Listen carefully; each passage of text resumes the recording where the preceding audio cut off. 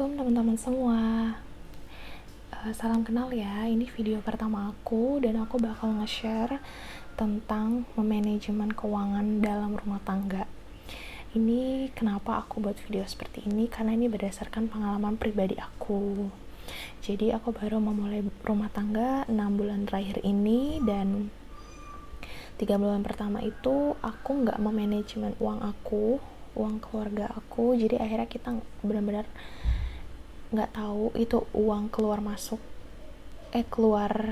kemana aja, kita nggak tahu, karena kita nggak mencatat memanajemen keuangan kita gitu. Tapi di 3 bulan terakhir ini aku coba untuk memanajemen keuangan aku, mencatat apapun yang keluar, dan alhamdulillah ini berhasil. Jadi aku mau share ke kalian semua tips and triknya dan gimana sih aku memanajemen keuangan dengan gaji yang cukup ya, bukan gaji yang tinggi tapi ya lumayan lah untuk rumah tangga untuk 2 orang ini. Oke, tonton terus videonya. Oh ya, jangan lupa untuk di subscribe, like, dan komen kalau kalian udah coba tips ini ya. Oke, yang pertama kalian siapin itu ada buku catatan ya. Kalau aku pakai buku catatan, bisa juga pakai aplikasi di handphone. Tapi saran aku lebih enaknya pakai buku catatan seperti ini karena lebih gampang, dan kalau kalian ada salah juga tinggal robek aja dan ngulang lagi. Kalau di aplikasi menurut aku agak susah ya, karena takutnya kita lupa gitu, karena nggak ada barang fisiknya yang harus kita catat gitu. Langsung aja kita mulai.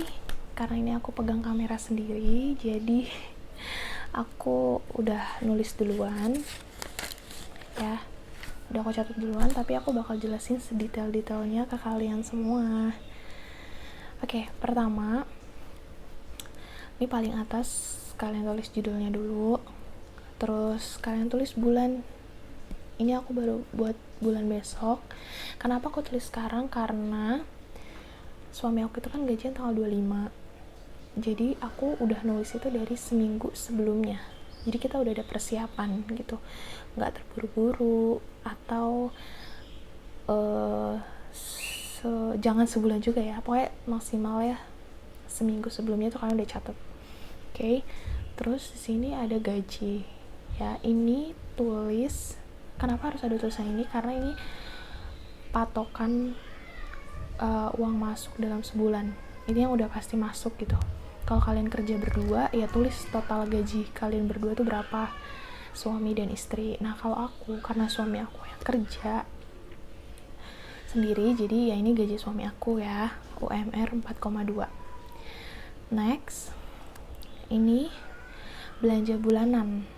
Nah sebelumnya, kenapa bisa terperinci seperti ini, kalian bisa lihat dulu di dapur itu produk-produk apa aja sih yang habis, yang benar-benar emang harus beli dan suatu kebutuhan tapi habis gitu. Nah aku ini udah ada beberapa produk, tapi nggak semua full kebutuhan aku beli karena masih ada sisa dari bulan lalu. Contoh kayak sunlight aku nggak beli, sabun lantai aku nggak beli, terus apalagi ya, teh aku nggak beli. Terus juga ini beras aku masih sisa, jadi aku cuma beli 1 karung, mungkin yang 10 kilo kali ya, ini yang 10 kilo. Odol masih ada setengah, tapi kayaknya kalau setengah nggak cukup ya untuk sebulan, makanya aku beli 1. Untuk rinso cair, karena aku cuma berdua, jadi aku cukup 1 bungkus yang biasa di minimarket itu, ukurannya kalau nggak salah segini ya, 750. Minyak goreng ini aku irit banget ya, cuma 2 kilo, karena aku nggak pernah goreng kerupuk, karena yang ngebuat boros itu kerupuk guys gitu. Aku jarang banget sih makan kerupuk dan goreng-gorengan. Terus Stella Matic, ini aku pakai Stella Matic di kamar aku, dan itu bisa untuk 2 bulan ya, jadi pas banget bulan ini habis. Telur, karena suami aku doyan telur, jadi aku banyakin telur, kopi, susu hamil. Oh ya, karena aku lagi program hamil dan udah masuk ke 3 bulan, jadi pengeluaran aku nambah susu hamil, vitamin, dan buah-buahan. Tapi ini yang emang harus ya, yang emang harganya segitu, dan emang sebulan aku 3 box, jadi aku masuknya ke belanja bulanan. Terus mie instan untuk suamiku, karena aku nggak nge-mie, jadi cuman 5 bungkus belinya. Gula pasir, gas LPG, galon, minyak wangi, facial wash, garam. Ya, ini aja yang keluar. Ini minyak wangi sama facial wash ini punya aku, karena punya suamiku tuh udah habis. Masih ada, maaf. Yang punya aku yang udah habis. Oke, next. Ini untuk masak mingguan. Ya, untuk makan aku dan suami aku ini tetap aku catat biar aku tahu. Karena kadang yang sebelum-sebelumnya aku nggak catat nih. Besok mau makan apa ya? Besok mau masak apa ya? Cemilannya apa ya? Kayak gitu. Pas nyampe tukang sayur, aku bingung mau beli apa gitu. Mau beli sayur apa? Mau beli tempe atau tahu? Telur ada nggak ya? Kayak gitu. Makanya 3 bulan terakhir ini aku selalu catat aku masak apa selama 1 minggu ini. Jadi udah udah jelas gitu, udah terperinci, udah tercatat gitu.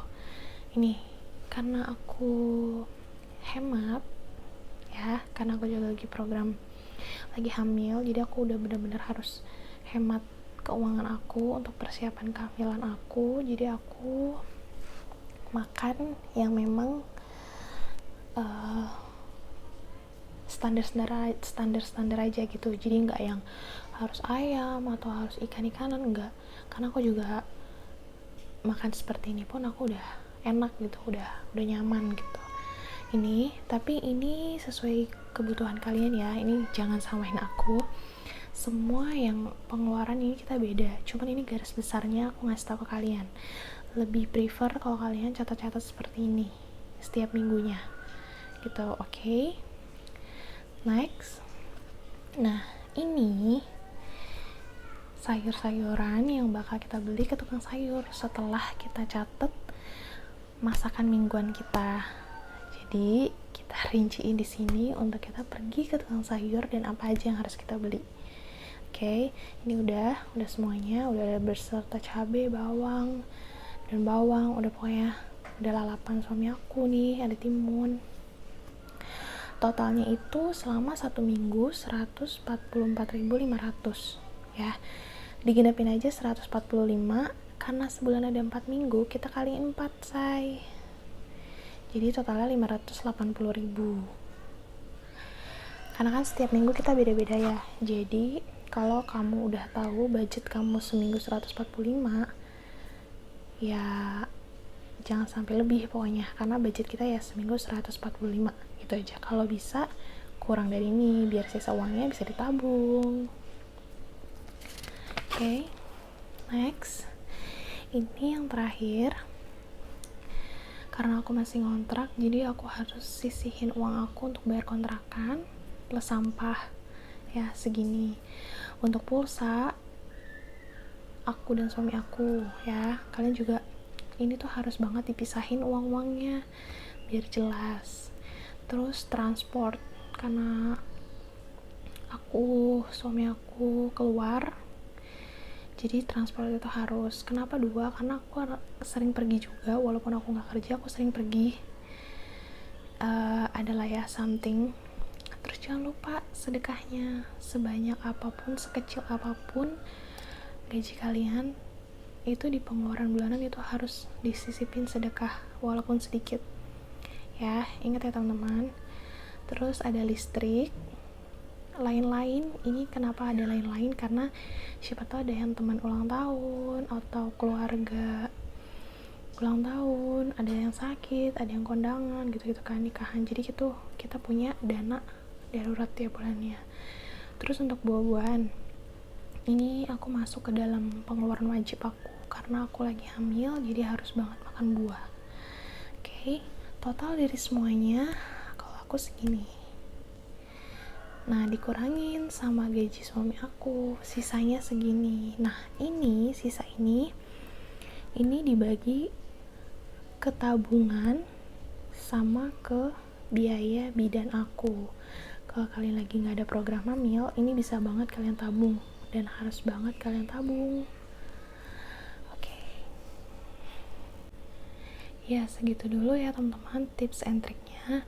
Intinya kalian bisa lah ya, sekecil apapun gaji kalian, kalian bisa memanajemen uang kalian asal kalian tahu keluar uangnya itu kemana aja. Makanya tips ini aku share ke kalian biar kalian bisa sama kayak aku, bisa sama-sama nabung, sama-sama nyimpen uang yang akhirnya nanti bisa kebeli apa, atau bisa kebeli elektronik, bisa bangun rumah.